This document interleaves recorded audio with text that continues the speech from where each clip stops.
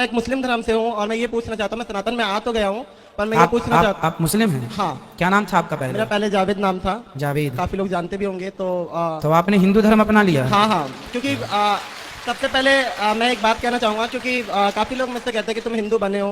हिंदू तो मुझे नहीं लगता कि कोई किसी को बना सकता है, क्योंकि हिंदू पैदा ही होता है, मेरा वाह, मानना ऐसा है। बिल्कुल। और ये मुझे ना किसी ने ब्रेन वॉश करा और ना किसी ने कुछ कहा, ये एक ठाकुर जी की कृपा हुई तब मैं सनातन में आया। जी। वैसे किसी ने मुझे या मैंने किसी को देख के सीखा या ऐसा कुछ भी नहीं था।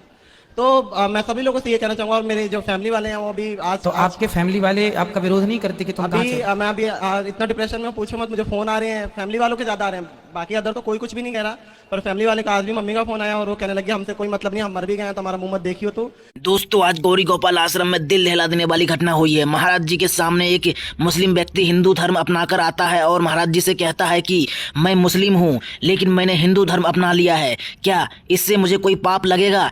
तो दोस्तों, महाराज जी ने इस व्यक्ति से क्या कहा है जरूर सुनिएगा। दोस्तों, बड़ा ही आश्चर्यचकित कर देने वाला ये वीडियो है कि पहली बार गौरी गोपाल आश्रम में कोई मुसलमान हिंदू धर्म को अपनाकर महाराज जी के सामने आया है और ऐसे ऐसे प्रश्न कर रहा है जिसे सुनकर आप सभी दंग रह जाएंगे।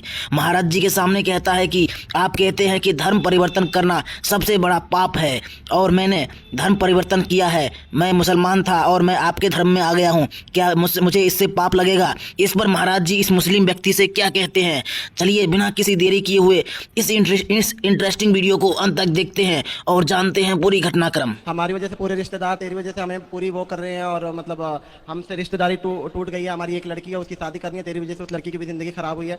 तो महाराज जी मैं ये पूछना चाहता हूँ कि ठाकुर जी से मेरी एक शिकायत है हमेशा कि या तो मुझे पहले इधर का कर देते या उधर का कर देते, ये बीच में ला के मुझे इतना परेशानियों में डालना, और उनको मैं छोड़ नहीं सकता। मैं साथे छोड़ सकता हूँ, मैं ठाकुर जी को नहीं छोड़ सकता। किनको नहीं छोड़ सकते आप? मैं ठाकुर जी को नहीं छोड़ सकता, भगवान जी को नहीं छोड़ सकते? नहीं छोड़ सकता सर। फिर आप सही रास्ते पर हैं। तो मैं एक चीज, मेरा एक सवाल और था कि मैं जगन्नाथ मंदिर में जा सकता हूँ क्या?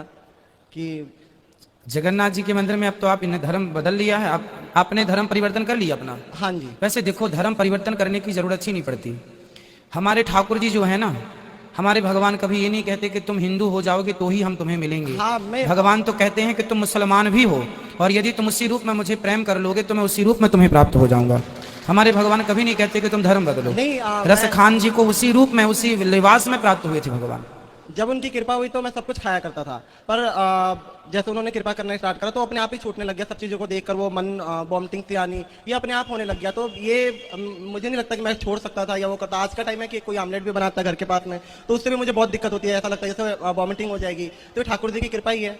पर अपनी माँ का दिल भी ना दुखाओ, आप अपनी माँ से बात करो कि माँ मैं कोई गलत रास्ते पर तो हूँ नहीं, मैं किसी की हत्या नहीं कर रहा हूँ, मैं चोरी नहीं कर रहा हूँ। मैंने समझाया, पर आपको पता है कि वो समाज को लेके चलना है उन्हें, और उन्होंने मुझसे कहा भी कि मुझे अपनी एक बेटी की शादी करनी है और मुझे समाज में रहना है। तो अब मैं क्या कर सकता, मैं ठाकुर जी को भी नहीं छोड़ सकता।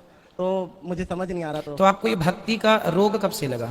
मैं बहुत छोटा था। मेरी जो परवरिश हुई वो मेरी नानी के घर पे हुई है। अच्छा। तो नानी के जाने के बाद मामा मामी दिल्ली लेकर आया, उन्होंने मुझे 11 साल की एज में काम पे लगा दिया। तो मुझे तो काम वाम का पता नहीं था, मैं वहाँ बैठा रहता था। तो मेरे ख्याल 2012 एक साल बीत गया, समय ऐसा बीत जाता और पता भी नहीं लगता और आदत पड़ जाती है उस चीज़ को झेलने की। तो वहाँ पे एक पन्नी आया करती थी, मतलब जैसे हम लोग ये आटा चावल वगैरह पैक करते हैं ना, तो वो पन्नी आया करती थी। तो उसमें कृष्णा पन्नी के नाम से आया करती थी और उसमें छोटी सी कृष्ण जी की छवि छपी हुई थी। उन्होंने हाथ में मुरली दे रखी, मुझे पता नहीं था उस टाइम पे कृष्ण क्या है और मुझे बिल्कुल भी इस चीज़ का अंदाजा नहीं था। तो मुझे बार बार ऐसा लगता ना कि कुछ टाइम बाद कि वो मुझे देख रहे हैं, वो कभी इशारे कर रहे हैं। तो मैं आंटी को बोलूंगा, आंटी ये देखना, ये जो फोटो बनी मेरे को देखता है और कभी कभी इशारे करता है। तो आंटी कह रही तो मतलब आंटी को लगता था कि बच्चा है या वैसी पागलपंती वाली बात है, ऐसा कुछ भी नहीं होता। वो मुझे बार बार कहती, मैंने कहा आंटी आप जाओगे फिर ऐसे ही होगा। और मैं कई बार मैं दोपहर की रोटी खाता था तो मुझे ऐसा लगता है जैसे मुझसे कह रहे कि मुझे भी भूख लगी, मेरे को भी दे। तो मैं आधी रोटी निकाल कर और सब्जी देता था और भगवान जाने वो कहाँ जाता था मेरे को बिल्कुल नहीं पता। और फिर उसके बाद से इतना उससे प्रेम हो गया कि मैं उस चित को उखाड़ कर अपने साथ लेकर आया, डेली ले आता। फिर उसके बाद से जो मेरे मामा मुमा थे उनसे वो लोग मुझे मारने पीटने लगे कि तू ये क्या कर रहा है, ये है वो है जो भी हो। और उसके बाद से फिर मैं 13 साल का जब हुआ था मैंने घर को छोड़ दिया, क्योंकि उस टाइम में पता ही नहीं लगता था। और मैं खुद कई बार सोचता हूँ तो भाई 13 साल की एज बहुत कम होती है, मैंने कैसे वो करा, वो समय ठाकुर जी तो पता नहीं लगा। तो मुझे लगता है कि ठाकुर जी की कृपा है और ये वहीं से हुई है। किसी ने ना मुझे सिखाया, ना मैं जिस फैमिली में काम करता था वहाँ भी ऐसे नहीं कह सकते कि वहाँ पे बहुत ज़्यादा भक्ति थी, वहाँ पे नॉर्मल भक्ति थी। तो ऐसा कुछ भी नहीं है। तो ये मुझे कई लोगों की शिकायत है कि मुझे मेरा ब्रेन वॉश किया गया है या वैसा किया, तो ऐसा कुछ भी नहीं। किसी सनातन ने, किसी ने भी मेरा ब्रेन वॉश नहीं करा, मैं अपनी मर्जी से आया हूँ और मुझे उसमें भी कोई दिक्कत नहीं।